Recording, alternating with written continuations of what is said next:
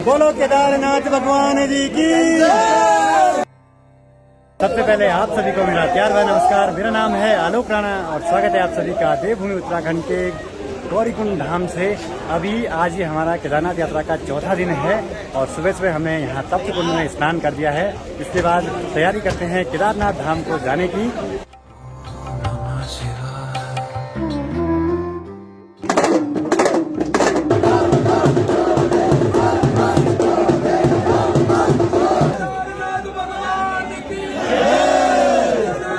तो चलिए जी, यात्रा स्टार्ट हो चुकी है गौरीकुंड से बाबा केदारनाथ धाम के लिए।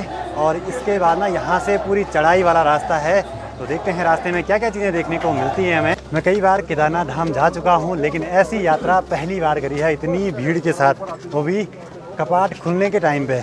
और यहाँ से ठीक सामने देखिए पूरा रास्ता भरा हुआ है यात्रियों से।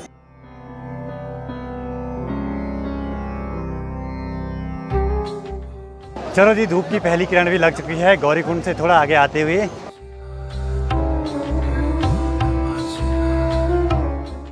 और यहाँ पे ये नया गेट बना हुआ है केदारनाथ धाम का, पिछली बार नहीं था, इस बार नया बन गया है। तो आज के हमारे इस सफ़र के साथी हैं पहले तो आशुतोष नेगी और यहाँ पे जमलोकी जी और दीदी। तो हम चारों निकल पड़े हैं बाबा केदारनाथ के धाम। अब ऐसे ऊंचे ऊंचे पहाड़ हैं तो इनमें ना पत्थर गिरने का डर हर समय बना रहता है। तो जब भी आएँ सावधानी पूर्वक चलें। और यहाँ पे जो ये भाई लोग हैं इनके पीछे पे लगी है कंडी, मतलब कि उसमें भी यात्री बैठ के जा सकते हैं ऊपर। तो उसका रेट है यहाँ से जाने का 4 से 5 हज़ार, ऐसा कुछ नहीं, बाकी वेट पर डिपेंड करता है। एक खास चीज़ ध्यान रखें, कभी भी नीचे की साइड न चलें, कोशिश करें कि ऊपर की साइड ही चलें, कहीं पर भी आप पे धक्का लग सकता है। और रास्ते भर में आपको ऐसे छोटे छोटे झरने ज़रूर मिल जाएंगे। मॉनसून के टाइम पे तो और भी ज़्यादा बढ़ जाते हैं इनमें पानी। महादेव! जो लोग घोड़े खच्चरों के साथ रहते हैं ना, उन पर बहुत फुर्ती रहती है, इतनी चढ़ाई पे इतने तेज़ चलना। तो आगे बढ़ते हुए यहाँ पे एक छोटा सा हेलीपैड है इमरजेंसी वाला। यहाँ पे भैया जी मिले अपने बगल पड़ोस गांव के, इनसे ज़रा नींबू पानी पी लेते हैं यहाँ पे। तो भगवान जी की डोली थोड़ा सा यहाँ पे रुकी है, उससे पहले हम थोड़ा सा आगे बढ़ लेते हैं, कुछ खा पी लेते हैं, क्योंकि सुबह से नाश्ता भी नहीं करा है और ट्रैक पे ना भूख लगती है बहुत जल्दी जल्दी। सबसे ज़्यादा सावधानी से ऐसी जगहों पे ज़रूर चलें जहाँ पे रेलिंग टूटी हुई है या नहीं है। अगर धक्का लगा तो आदमी सीधे नीचे जा सकता है, तो सावधानी ज़रूरी है इस रूट पे। और पहाड़ों में देखिए मानसून के टाइम पे इतने बड़े बड़े पत्थर गिरते हैं कि यहाँ पे जो टिन सेट बनाया हुआ था पूरा टूट गया है। तो आगे बढ़ते हुए हम पहुँचे चीरबासा भैरवनाथ जी के मंदिर के पास में। और यहीं पे एक दुकान है, अपने गांव के हैं। तो जब भी आप यहाँ पे आएँ तो यहाँ पे एक बार ज़रूर रुकें, इनको सेवा का मौका ज़रूर दें। और केदारनाथ वाले रूट पे देखिए ट्रैक्टर, और ऐसी सीढ़ियों पे ट्रैक्टर ऊपर चढ़ जाता है।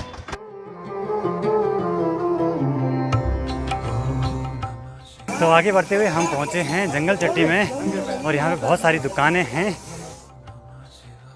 यात्रा पे यहाँ खुद को ले जाना ही बहुत मुश्किल काम है, बहुत हालत ख़राब हो जाती है। लेकिन जो लोग डंडी कंडी ले जाते हैं ना यात्रियों को अपनी पीठ पे बिठा के, उनको तो सैल्यूट है भाई, बहुत मेहनत का काम है।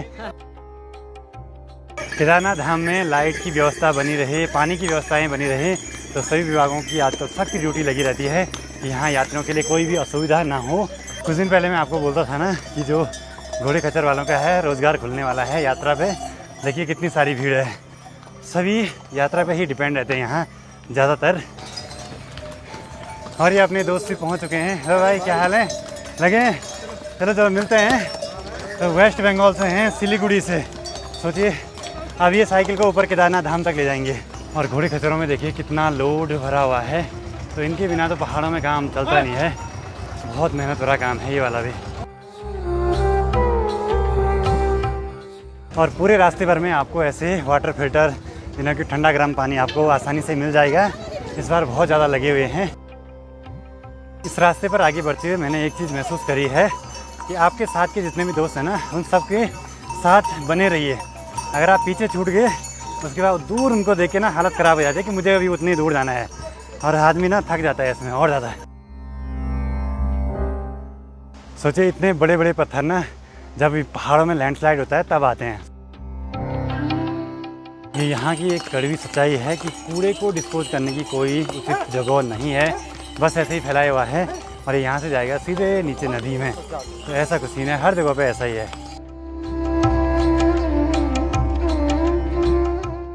केदारनाथ वाले इस रूट पे आपको ज़्यादातर खच्चर दिखाई देंगे। उसका रीज़न ये है क्योंकि घोड़े ना चढ़ाई पे ज़्यादा चढ़ नहीं पाते हैं, खच्चर आसानी से चढ़ जाते हैं केदारनाथ धाम तक। यहाँ से 2 रास्ते हैं, एक ये नीचे वाला, इससे ज़्यादातर घोड़े खच्चर ही जा रहे हैं, और एक ये वाला, हम सामने से पुल क्रॉस करके उस वाली पहाड़ी पे जाएंगे फिर।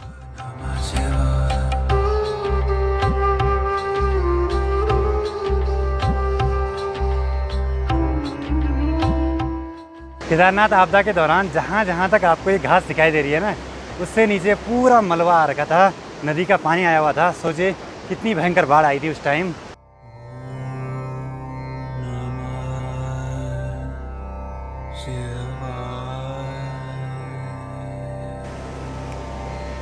इस वाले पुल में आगे ना जरा डर सा लगता है क्योंकि हिलता रहता है। आपदा से पहले जो पैदल रास्ता था वो सामने वाली पहाड़ी पे ही था, लेकिन आपदा ने पूरा तबाह कर दिया। यहाँ पे रामबाड़ा था कहीं पे, क्योंकि उस टाइम में पहले कभी नहीं आया था केदारनाथ धाम, तो कहते हैं यहाँ पे था, तो ये पूरा एरिया तबाह हो गया उस टाइम। पता ही नहीं है रामबाड़ा कहाँ पे था। पुल क्रॉस करने के बाद सबसे खतरनाक वाली चढ़ाई लगी है। अभी कुछ किलोमीटर ये चढ़ाई ऐसी रहेगी। यहाँ से ऊपर रास्ता कुछ ऐसा है, ऐसे ऐसे ऐसे ऐसे, फिर इस पहाड़ी पे ऊपर चढ़ना है हमें। अभी गौरीकुंड से लगभग हमने 8 किलोमीटर का सफ़र तय कर दिया है, मतलब कि आधा ट्रैक हमारा कंप्लीट हो चुका है। तो पहाड़ों में आपको ऐसे छोटे छोटे मंदिर आपको दिखाई देंगे ही, क्योंकि यहाँ जैसे ना किसी जगह पे किसी की डेथ हो जाती है तो उस जगह पे उसकी आत्मा की शांति के लिए एक मंदिर सा बना देते हैं।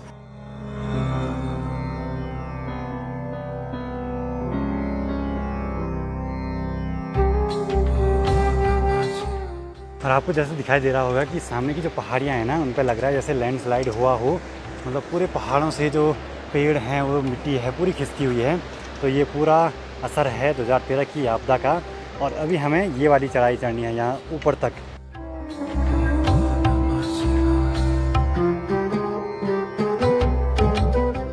कल का जो हमारा सफ़र था वो था 19 किलोमीटर का, और आज है 16 किलोमीटर का। कल पैरों में छाले उठ गए थे, आज वो और भी दुख से रहे हैं। ऊपर जाते जाते हालत ख़राब होने वाली है।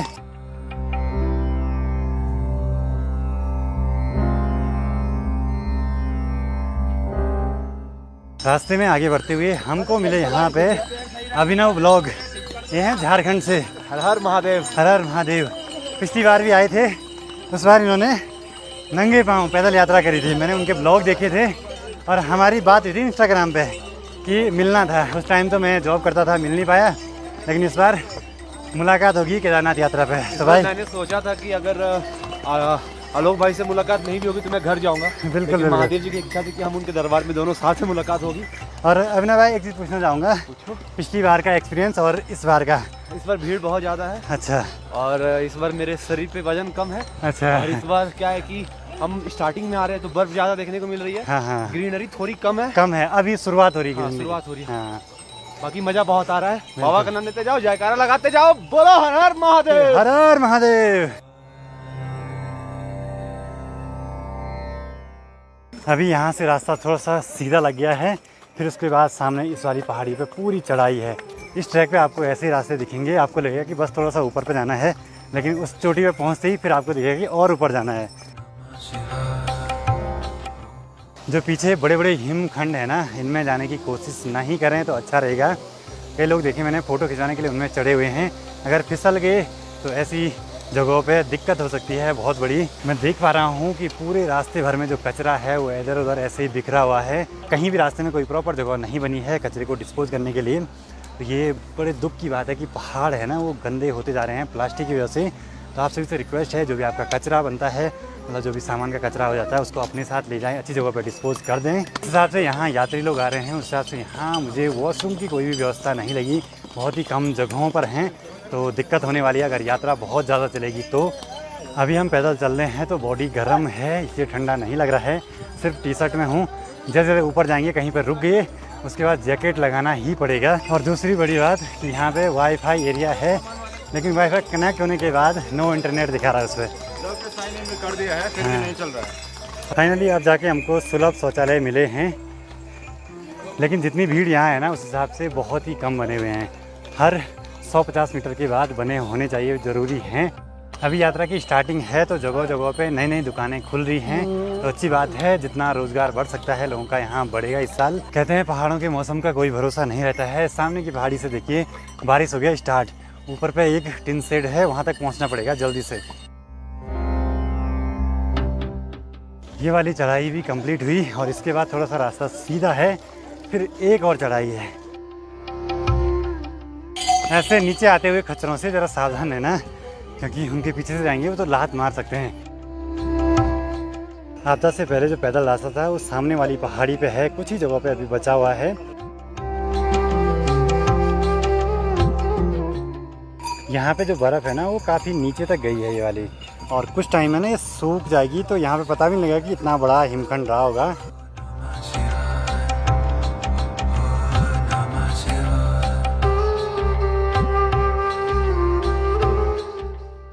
तो चलिए जी, जो चढ़ाई वाला रास्ता था वो लगभग पूरा हो चुका है। इसके बाद मंदिर तक पूरा रास्ता सीधा ही है, और हम आए हैं ठीक सामने जहाँ तक नज़र जा रही है, और उस साइड अभी बारिश लग रही है। और घोड़े खच्चर आपको ना बस यहीं तक छोड़ेंगे, रुद्रा पॉइंट तक, इससे आगे घोड़े खच्चर नहीं जाते हैं। और आप अगर चल नहीं पाते हैं तो यहाँ से आपको पालकी मिल जाएगी, कंडी मिल जाएगी, और इन सभी से आप मंदिर तक पहुँच सकते हैं। तो अनु भाई सुबह हमसे पहले रास्ता लगे थे गौरीकुंड से, तो पहुँच चुके थे केदारनाथ में। कितना टाइम लगा? मेरे को पहुंचने में लगा 3 घंटे। 3 घंटे लोकल है ना, 3 घंटे में पहुँच जाते हैं। घोड़े में गए, मेरे को रास्ते में अच्छा घोड़े में जा रहे थे मुझे लगा पैदल यार 3 घंटे, फिर सोचा मैंने लोकल है क्या पता चले गए होंगे। हम यहाँ पे 5 मिनट ही रुके और कोहरा लग गया फुल वाला। यहाँ मौसम कब बदल जाए कुछ पता नहीं रहता है। बाकी भगवान केदारनाथ जी की जो डोली है वो भी पहुँच चुकी है। अब इसके बाद चलते हैं मंदिर परिसर की ओर।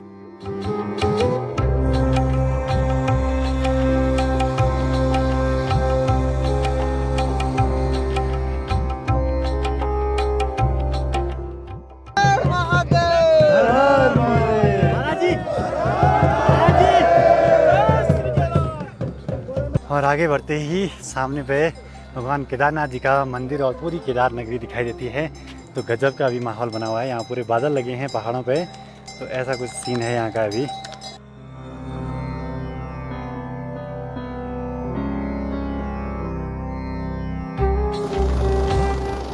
फाइनली बाबा जी की डोली केदारनाथ धाम में पहुँच चुकी है। बस 500 मीटर की दूरी रह गई है, और जो माहौल है ना अभी वो बहुत ही गजब का है।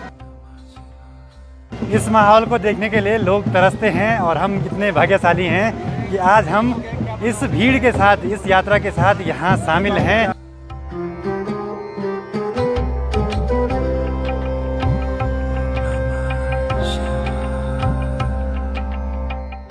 इस जगह पे आके ना अलग ही खुशी मिलती है।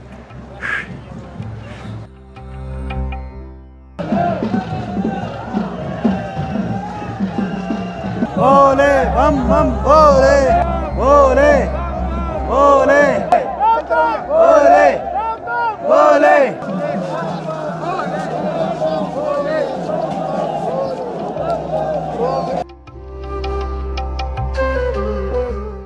बाकी यहाँ पर इतनी भयंकर भीड़ पड़ गई है कि क्या बोलें। अब भगवान जी के जयकारों के साथ भगवान जी की डोली अभी केदारनाथ धाम के प्रांगण में पहुँच चुकी है।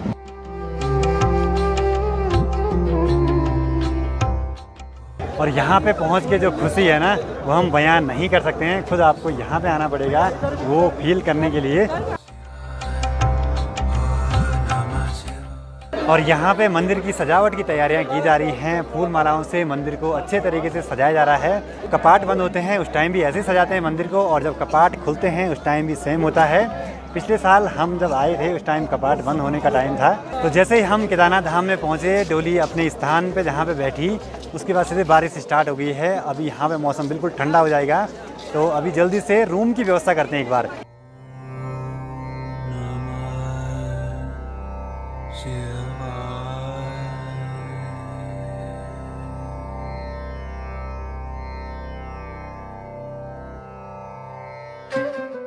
अभी हम केदारनाथ धाम में भटक रहे हैं इधर उधर, रूम की व्यवस्था करनी है। और पिछले दिन की वीडियो अब जाके अपलोड हुई है। एक जगह पे यहाँ पे नेट चल रहा है, बाकी मंदिर की साइड पे टेल्ट पे नेट नहीं चल रहा है। बोला भी नहीं जा रहा, इतना ठंडा हो गया अभी। हाथ ना मैं पराठे पे गरम कर रही थी।